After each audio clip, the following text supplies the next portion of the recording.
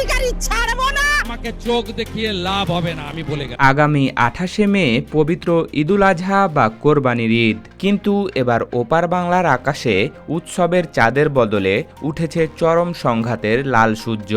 নবান্নের মসনদে বসা কট্টর হিন্দুত্ববাদী মুখ্যমন্ত্রী শুভেন্দু অধিকারীর নেতৃত্বাধীন নবনির্বাচিত বিজেপি সরকার সম্পূর্ণ সুপরিকল্পিতভাবে এমন এক বিভাজনের জাল বিছিয়েছে যা পুরো রাজ্যকে এক ভয়ঙ্কর গৃহযুদ্ধের দিকে ঠেলে দিচ্ছে। ক্ষমতায় বসার পর এই প্রথম কোনো সরাসরি এবং সবচেয়ে ভয়ঙ্কর রাজনৈতিক ও সামাজিক চ্যালেঞ্জের মুখে পড়েছে গেরুয়া শিবির। আর এই চ্যালেঞ্জ ছুড়ে দিয়েছেন এমন একজন দাপুটে নেতা যার হুঙ্কারে এখন রীতিমতো কাঁপছে কলকাতার ক্ষমতার অলিন্দ। তিনি হলেন আমজনতা উন্নয়ন পার্টির প্রধান বিধায়ক হুমায়ুন কবির। শুভেন্দু অধিকারীর চরম বৈষম্যমূলক ফতেয়ার বিরুদ্ধে হুমায়ুন কবিরের এই প্রকাশ্য বিদ্রোহ আজ বাংলার রাজনীতিতে এক অভাবনীয় ও রুদ্ধশ্বাস মোড় এনে দিয়েছে। কিন্তু কি এমন নির্দেশিকা জারি করল নবান্ন? কিভাবে কলকাতার হাইকোর্টের একটি রায় পুরো সমীকরণকে বদলে দিল? শুভেন্দু সরকার কেবল গরু কোরবানি নিষিদ্ধ করেই ক্ষান্ত হয়নি, তারা অত্যন্ত সুকৌশলে একের পর এক এমন ফতেয়া জারি করেছে যা দেখে মনে হচ্ছে পশ্চিমবঙ্গের অলিখিতভাবে হিন্দু শরিয়া আইন বা কট্টর হিন্দুত্ববাদী আইন কায়েম করা হচ্ছে। একটু গভীরভাবে বিশ্লেষণ করলেই এই ভয়ঙ্কর মাস্টার প্ল্যানটি আমাদের সামনে পরিষ্কার হয়ে যায়। শুভেন্দু সরকার গত কয়েকদিনে 4টি বড় আঘাত এনেছে। ঈদের ছুটি ছাঁটাই, কোরবানির ঈদের চেনা 3 দিনের সরকারি ছুটি এক টানে কমিয়ে মাত্র 1 দিনে নামিয়ে এনেছেন শুভেন্দু অধিকারী। উদ্দেশ্য, মানুষ যেন উৎসবের আমেজ উপভোগ করা বা বাড়ি যাওয়ার সময় না পায়। জুমার নামাজে নিষেধাজ্ঞা, রাস্তায় বা প্রকাশ্যে শুক্রবারে জুমার নামাজ পড়া সম্পূর্ণ নিষিদ্ধ করা হয়েছে।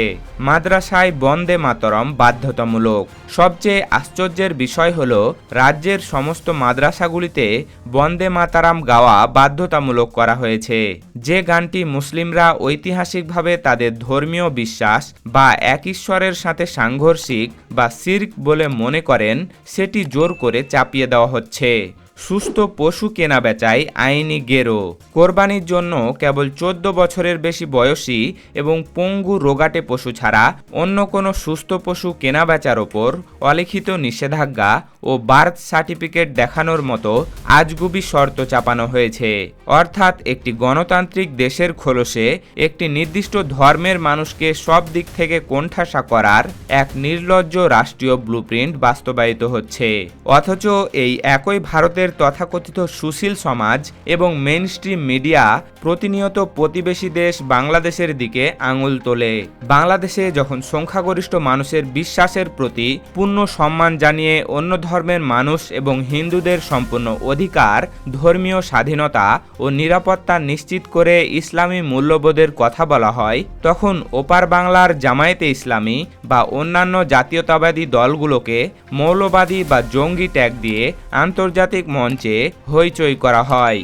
আজ যখন খোদ পশ্চিমবঙ্গের নির্বাচিত সরকার প্রকাশ্যে রাষ্ট্রীয় মদনে সংখ্যালঘুদের মৌলিক ধর্মীয় অধিকার কেড়ে নিচ্ছে, তখন সেই সুশীল সমাজ চোখে ঠুলি পরে কানে তুলো দিয়ে বসে আছে। এই চরম দ্বিচারিতা এবং ভণ্ডামি আজ পুরো উপমহাদেশের রাজনীতির সামনে এক বিশাল প্রশ্নচিহ্ন এঁকে দিয়েছে। অন্য দেশে সামান্য ঘটনা ঘটলে যারা কান্নাকাটি করেন, তারা আজ নিজেদের রাজ্যের এই রাষ্ট্রীয় বৈষম্য নিয়ে কেন একদম নিশ্চুপ? রাজ্য সরকার যখন গরু কোরবানি নিষিদ্ধ করে এবং একের পর এক ফতোয়া জারি করে তাদের অহংকারের চূড়ায় বসেছিল, ঠিক তখনই সেই অহংকারের দুর্গে প্রথম হাতুড়িটি পেটালেন হুমায়ুন কবির। তিনি কোনো রাগঢাক না করেই সরাসরি মুখ্যমন্ত্রী শুভেন্দু অধিকারীকে টার্গেট করেছেন। তো করতে চাই এবং বিজেপিকে আটকাতে চাই, তাদেরকে তো ওপেন বলেছে আমার সঙ্গে যোগ।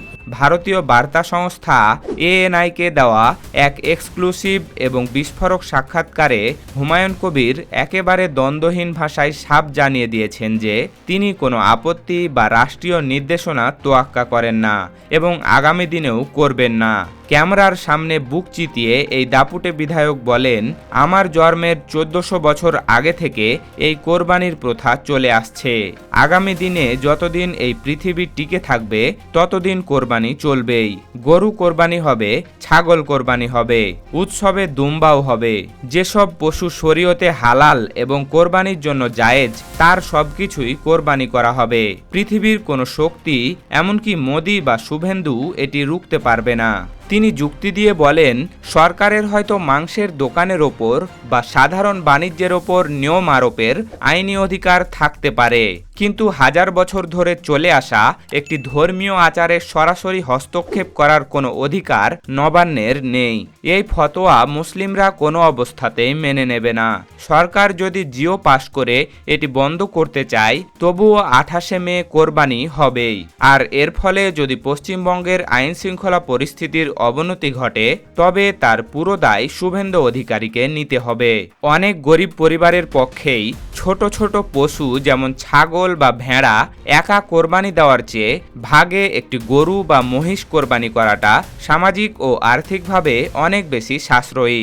কিন্তু সবাইকে অবাক করে দিয়ে কলকাতার হাইকোর্ট তৃণমূল বিধায়কের এই যুক্তিতে প্রজ্ঞাপন স্থগিত করতে সরাসরি অস্বীকৃতি জানায়। শুধু তাই নয়, আদালত এক অত্যন্ত বিতর্কিত পর্যবেক্ষণ দিয়ে বলে যে ইসলামের বিধানে নির্দিষ্ট করে কেবল গরু কোরবানি করার কোনো বাধ্যতামূলক নিয়ম নেই। আদালতের এই সিদ্ধান্তের ফলে আসন্ন 28শে মের কোরবানির ঈদে রাজ্যে শুভেন্দু সরকারের জারি করা ওই কালো বিধিনিষেধই বহাল থাকছে। একই সাথে আদালত প্রশাসনকে নির্দেশ দিয়েছে আইন প্রয়োগের সময় যেন কোনো বিশৃঙ্খলা না ঘটে সেদিকে কড়া নজর রাখতে। অর্থাৎ পরোক্ষভাবে পুলিশ ও প্রশাসনকে এক প্রকার ফ্রি হ্যান্ড বা অবাধ ক্ষমতা দেওয়া হলো। এমনকি এর মধ্যে খবর এসেছে খোদ ভারতের রাজধানী দিল্লিতেও কোরবানি নিষিদ্ধের এক ঠান্ডা হাওয়া বইতে শুরু করেছে।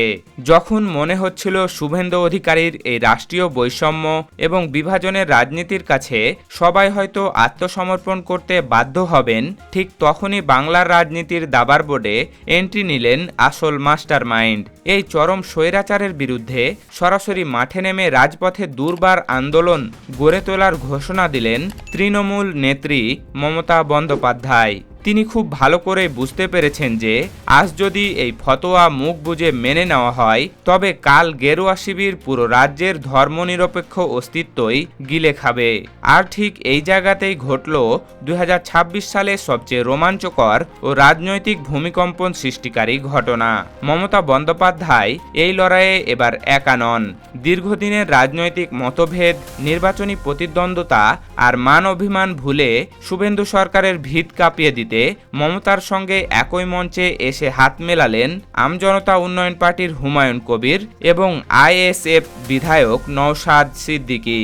অন্যদিকে মমতা বন্দ্যোপাধ্যায়, হুমায়ুন কবির আর নওশাদ সিদ্দিকীর যৌথ নেতৃত্বে ফুঁসে উঠেছে লাখো জনতা, যারা স্পষ্ট জানিয়ে দিয়েছে জান যাবে কিন্তু ইমানের কোরবানি বন্ধ হবে না। নবান্নের এই চরম সাম্প্রদায়িক ফতোয়াটি শেষ পর্যন্ত মাঠে বাস্তবায়িত হবে, নাকি লাখো জনতার ইস্পাত কঠিন প্রতিরোধের মুখে তাসের ঘরের মতো ভেঙে পড়বে শুভেন্দুর অহংকার, তা দেখার জন্য এখন পুরো বিশ্ব রুদ্ধশ্বাসে অপেক্ষা করছে।